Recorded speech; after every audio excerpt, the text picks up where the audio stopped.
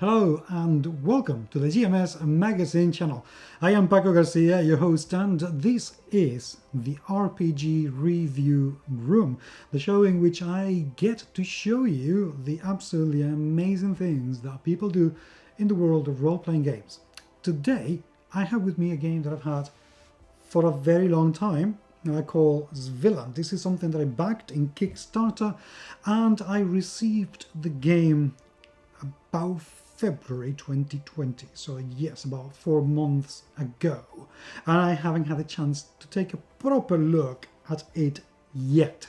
So what I want to do is to actually show you if this game is actually worth the amount of money that you have to pay to now get your hands on it, and I will tell you how much I paid. But before that, let's actually take a look and see inside this wrapped book. Very nice looking cover, I have to say, in terms of the illustration and the back cover. So it's a hardback, very well wrapped. You're going to need a Viking to open it for you, probably. While I open this, did you know that actually Svilland is a village in Norway that at the census of 2016 it has about 1,193 people. The difference though is that it's written with just one L, and I have probably, very likely, mispronounced it. But that's okay. So anyway, hardcover. Alright, nice soft laminated piece of paper inside. Don't know why I touch it so much, because it feels good, I guess. And we jump into the theme and atmosphere of the game. Oh, nice. Ooh, okay. The table of content is 3 columns, which is unusual. 2 columns should suffice, but fine, 3 columns. I do like the first illustration, mind you. That already gives me a very good impression, and the quality of the paper is excellent. I'm not kidding. This feels really nice and heavy as I flick the paper, and that is very good. Mind you, be careful, because if you have greasy fingers for whatever reason, it will stain the paper. Not that you would touch a book with greasy fingers, because that would make you a monster. The layout is a little bit tight, but quite simple. You know, everything, I like that they have separated everything with underline, which is good. Large rooms, which they don't need to be that large at some places, but that's fine. It does something, just in case you are like me and you have a bit of this dyslexia, paragraphs are not separated by underlying, so that to me makes it slightly harder to read. Oh, nice. Loving the illustrations, I have to say. The graphic design could be a little bit tighter, just a little bit. Like for instance here, Thor, God of Thunder, I would have brought this all the way up here because you have plenty of space down here to actually bring everything else. That's my take on things. The illustrations are absolutely brilliant. Very simple. I love that for character examples you have both male and female. This is good.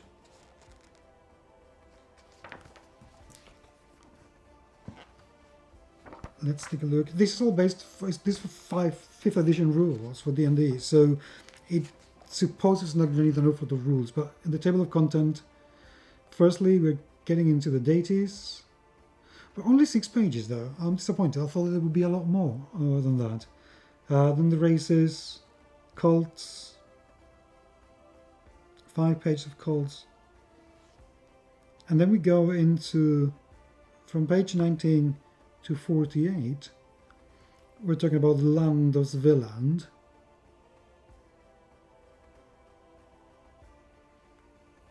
and then new character options.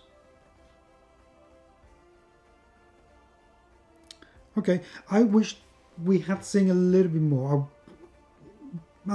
about the deities and a little bit more about the history, because I know that we think we know about Norse mythology and the Viking culture, but it would have been very nice to have, even if it were just 10 pages of that, you know, a bit more elaborate than this. That would have been absolutely brilliant. I would have enjoyed that a lot, as in a lot. But everything else inside seems to be okay. Again, I would have separated just one line. It makes a lot of difference if you mark the paragraphs, at least to me.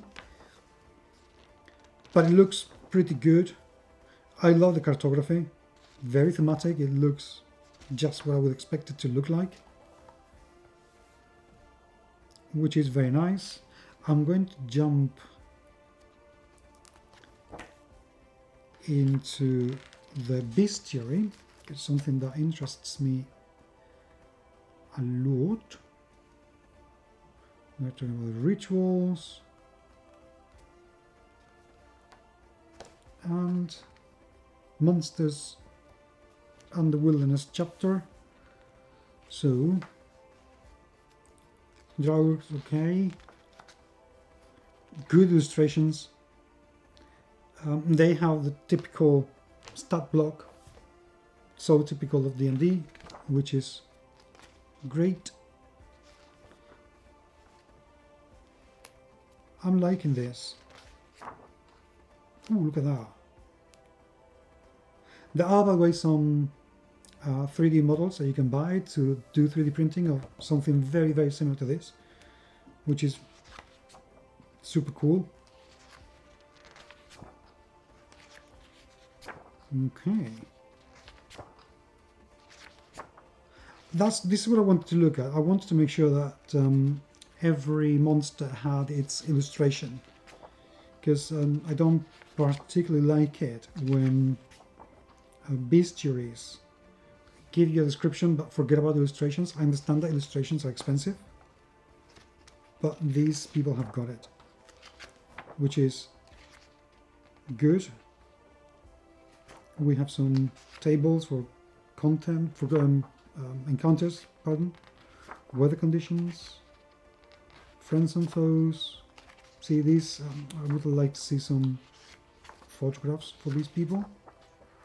Okay, overall we're talking about 193 pages. Nice map.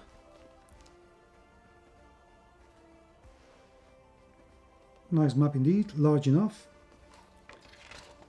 So production-wise, has it been worth it? There are several things in here that do need an awful lot of improvement, and this is something I'm going to talk about in a series about book publishing and RPG publishing, because they are missing a treat in here in several aspects, mostly in the cover. If I saw this grabbed at a convention, how do I know what this is? Who's done it? I would just about figure out that it is for 5e, because the logo is here. But apart from being wandering in the true Norse, what does that mean? Who's written this?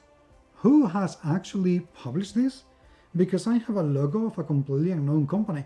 Even now, and I've just taken a look like 10 minutes ago at the Kickstarter to refresh me about this company. I can't remember what it is. And the back cover is absolutely blank. If this was wrapped up in a convention, how on earth am I meant to know what this is? This has to be used to actually sell the game, and I want to know who are the authors. Why aren't the authors in the front cover? They should definitely be there. The map, you've done great work with the map. Give it to me here. Bigger. Way bigger, as big as you possibly can, and give it to me here at the very beginning. Give me a tantalizing view of what this land of true Norse is going to be like. There are a few little things in here that could have been improved. a wee bit. And I know that they are going to be bringing new games soon out and adventures. So I hope they're going to really look into the visual aspect of this just a tiny bit, because from this to having something that is a bestseller at a convention or a store, just tiny details. So I'm going to say that I like it.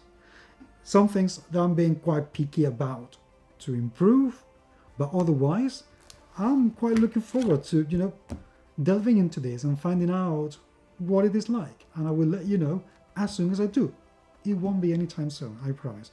But I will definitely let you know. Meanwhile, by all means, do get in touch with this company, which is dreamrealmstorytellers.com. Link in the show notes, and ask them questions. Tell them to release more stuff, because they're obviously very passionate. They're very close to being as professional as any other, and I look forward to seeing what they have to say. So, thank you very much indeed for being there. Very much appreciate it. Do let me know if you have already played this game, what you made of it.